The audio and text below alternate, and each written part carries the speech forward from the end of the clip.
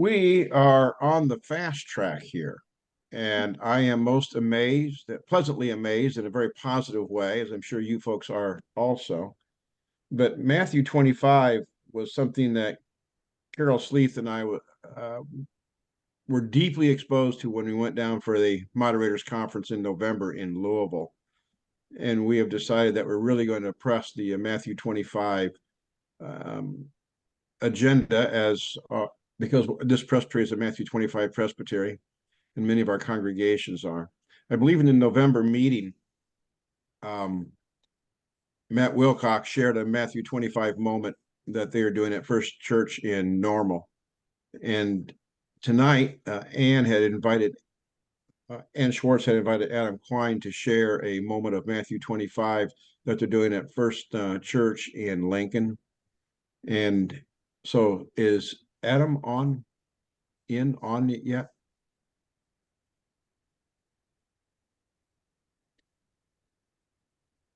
The silence is deafening. I'm here. Okay, we're ready for you to tell us about it, Adam. Tell us about it and answer questions and encourage people. And I love the bow tie. Oh, thank you. Well, let me begin by saying God be with you all on this first week of Lent.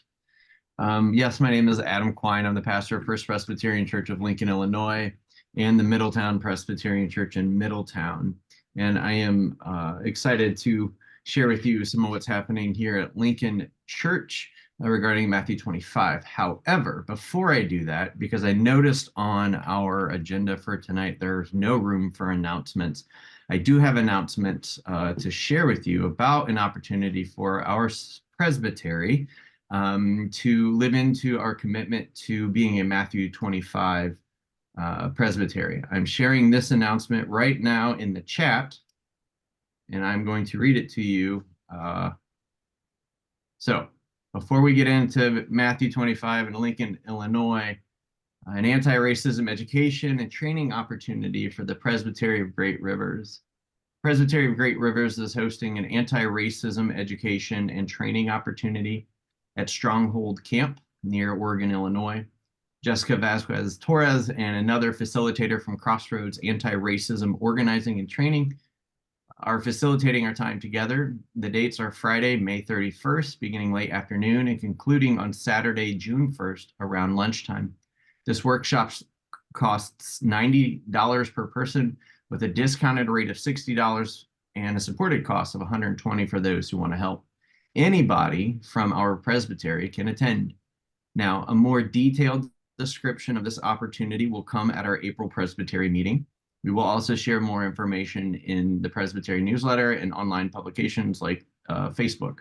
Do not hesitate to ask Katie Sturt, Lana Lee, Susan Phillips, or myself if you have any questions. I appreciate you doing that, Adam. Thank you very much. No problem. So again, the announcement's over there in the chat if you are interested, and I hope everybody is. It's a great opportunity. So Matthew 25 in Lincoln, Illinois is expressed in what we call the Center for Creativity and Community. The Center for Creativity and Community is a third space for students in grades 6th through 8th to examine their lives and courageously explore their identity through imagination in the safety of a community of their peers. We provide snacks, games, mentors, homework help, and the chaos needed for a creative community for junior high students. The center began in 2019 thanks largely to a visioning grant we received from the Presbytery of Great Rivers. Initially, we weren't sure how we would embody our hopes and our dreams. We experimented with many ideas, many of which failed. And after a couple of years, we have finally found our flow. The flow looks like a presence to a group of students who don't necessarily have a place to belong. Most of our students don't participate in extracurricular activities, and the expense often required by organizations in town prevents many of them from participating in them. So that's like your art camp at the Park District or baseball camp over the summer, so those kind of things. What are the students to do when they can't go to the local art club offered by the Art Institute and don't have a sports ball team with whom to hang out? We are that space where these self-proclaimed weirdos can come and be themselves after 8+ hours sitting in school. Center is a free opportunity for the students, and they know that they have a place here, and no matter how often or not they attend, they are not only welcomed, but they belong at the center. Here's the intersection, I believe, with Matthew 25 regarding building congregational vitality, dismantling structural racism, and eradicating systemic poverty. Psychologist and author Brene Brown teaches us about the difference between fitting in and belonging. She writes, fitting in is about assessing a situation and becoming who you need to be accepted. Belonging, on the other hand, doesn't require us to change who we are, it requires us to be who we are. And this is our goal at the center. To achieve this, we intentionally discuss issues that separate us or prevent us from belonging. One way we do this is through typical group games and discussion circles where we get to know each other better. We also bring in folks from the community who teach us about different social movements, art scenes, and mediums, and others who help us become a place of belonging regardless of sex, gender, sexual orientation, age, race, ethnicity, physical or mental ability, background, economic situation, religious background.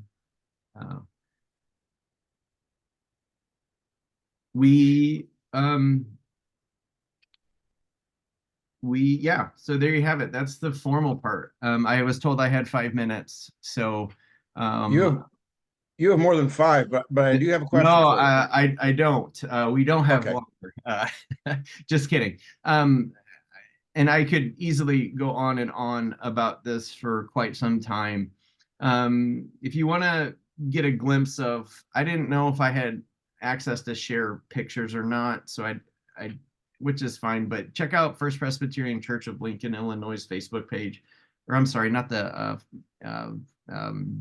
not First Pres, but the Center for Creativity and Community, and you'll see that we've been updating with photos for the last 2 years. If you want to kind of check out what we're up to. I also wrote an article for the August 23rd, 2021 Presbyterian Outlook about creating a theology of play, which was inspired by the Center for Creativity and Community and the way that it's impacted First Pres Lincon. I guess you could tie that to building congregational vitality. What questions do you have? I have one question and then open it up to other people to raise their hand. I'm just going to jump in there.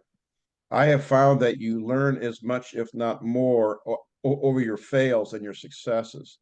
So how were you folks? What were some of the failures that you had or the false launches, and what did you learn from those things to give you the momentum and the tenacity that you now have for have a successful program? Yeah, great question. And I love Katie's sermon tonight. The line especially of like we come back from these things and we have ideas, and that's great, but we actually have to do you actually have to do the things. And this is where I'm a little bit different than a lot of folks in my congregation and perhaps some of my colleagues in that I'm grateful for checks and balances and committees and for all the times we spend making sure that the I's are dotted, the T's are crossed for our ideas. However, I've also been a part of situations where these ideas have kind of been roadblocked or, well, we don't have it 100% ironed out. So I don't think we should go forth. But we did, and we weren't quite sure what it was going to look like. We knew we wanted to create a third space. And for students, particularly those who may not fit into the sports groups, the arts groups. And the first year was wild. The biggest mistake we made up front was we did like a 3-day gathering space from noon to 5 all summer, and that was the worst idea ever. We ran out of ideas. I ran out of patience. I ran out of volunteers. And when we did finally complete it, we said, never again are we going to do that. So then, and this is in 2019, and I won't bore you the details. So we revamped, tried it again in the fall of 2019, and we had maybe 2 or 3 students who consistently showed up. So We continued to rethink how we can get these students plugged in. So we increased our food, more snacks, better snacks, healthier snacks. So yes, we do serve healthy snacks, not just the stuff that we don't really want our kids to have. And as the Wednesday before our church shut down for COVID, we had 12 students. We remained closed throughout COVID and returned in 2021, I think. And we had very few interested. And then we just kept trying. We kept showing up, right? Part of what I've learned in my brief time in ministry is consistency. Again, something that Katie's sermon spoke to tonight, right? You got to show up. You got to put in the work. And that also includes, if you want a youth ministry, if you want any kind of ministry, you have to show up. And we just kept showing up. And now we have a good problem in that we have too many kids and not enough help. But the program is evolving. We continue to evolve in that we now have calendar set up where we're, again, as I mentioned in my introduction, of bringing in artists and activists and other folks to come in and teach our kids different things, different ways of, being in community. And there was a lot of resistance in the church. I'll name it. And it's because I have a lot of retired teachers and they wanted to know the curriculum. They wanted to know the outcome. They wanted to know the goals. They wanted to see the curriculum. They wanted to know, all of the things. And I said, I don't have that, but what I do have is this. And it took time. And there were a lot of folks who were like, we're not going to get on board with this.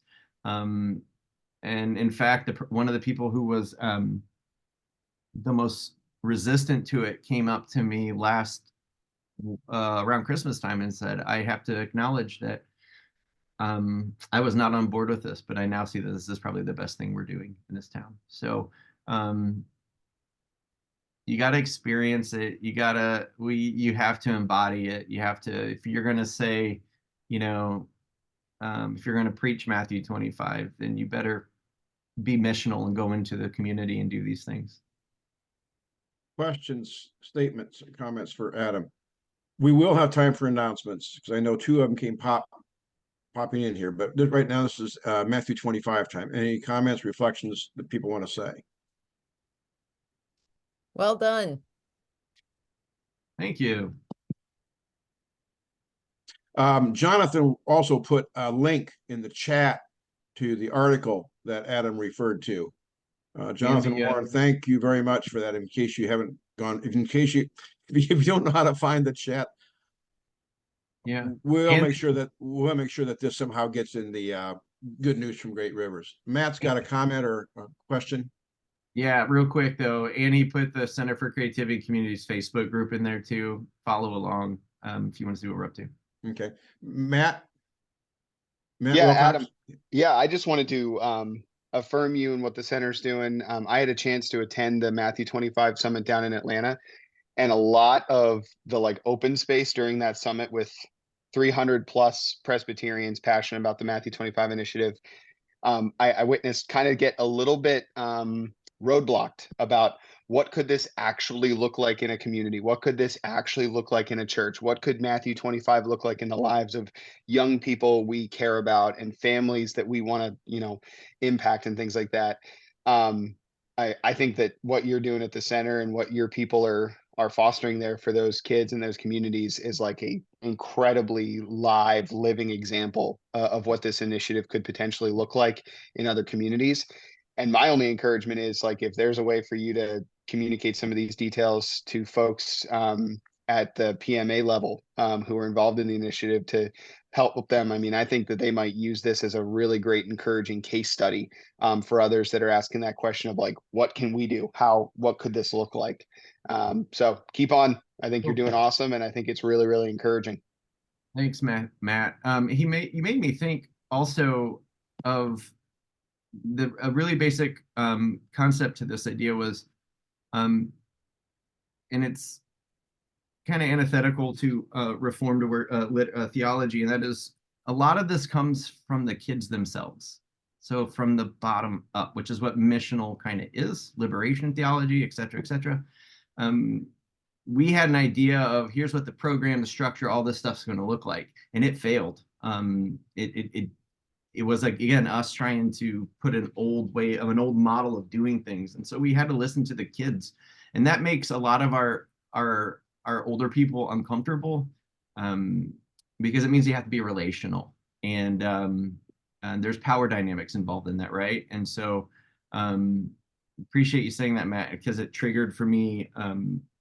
The major emphasis is we're constantly checking in with the students, saying what is working, what's not working, what are you curious in, what are you interested in, but also listening to their lives and figuring out, okay, what can we create so that whatever it is they're experiencing in their lives, they can have a tool, add a tool to their bag to help them navigate what it means to be junior high students. And also, please feel free, like one last thing, and then I promise I'll be quiet. One of the things I tell people is you have to kind of come and see what it's about. You have to come and experience it and participate with the students and see the space and, be with junior high kids. So if anybody's ever in Lincoln and you're curious, if you ever want to lead a discussion or an art project, if you ever want to bring snacks or anything, please come. We need everybody to make this thing go. Other questions, comments at this point?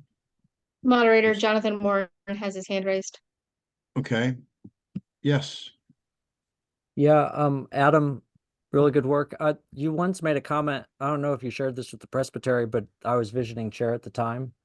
You said something like, there's a lot of safe places, but we want this to be a brave space. Yeah. And I wondered if you could share if that's become this space, and maybe share an example of how that has become, if it is. What that means. So, what is a brave space? And I think a more accurate word, I know Crossroads uses this word, courageous space. So going from safe space to a courageous space. And a courageous space, it kind of goes back to that quote I said with Brene Brown. Belonging, on the other hand, doesn't require us to change who we are. It requires us to be who we are. And I don't know if we're actually, group dynamics, power dynamics, all of that. It's whether or not we ever really become a courageous space. That's the dream. That's the prayer. But an example I have is there are kids, 6th, 7th, and 8th graders, especially 7th and 8th graders. If any of us can remember being that age, you begin to really think about identity and who they are, what they want to do. In fact, this program was inspired by a survey that the local hospital did within junior high students, and like anxiety and depression were at top of the concerns students were having, and a lot of it was based on like what they were going to do after high school. And I'm like, y'all are in 7th and 8th grade. What are you thinking about that, right? So courageous space looks like students opening up and not being afraid to name their anxiety, to acknowledge that they're neurodivergent, and to also, to be able to kind of say, I'm exploring who I am in all aspects of my identity, and students listening to each other to that, right? This is an example that happened just a few weeks ago, and this is a common one, is we have this student who is recognizing that they may be non-binary. And when they mentioned this at their youth group, their youth minister basically said, like, you're wrong, and told them that that they were born a certain way. And so just that we had that space for them to name this, and to do so with peers and mentors who can handle that with grace and tenderness and come alongside them and say, well, we may not get it, but we're here with you as you work through this. I think that's a witness to that courageous space. Anyone else? Comments, questions?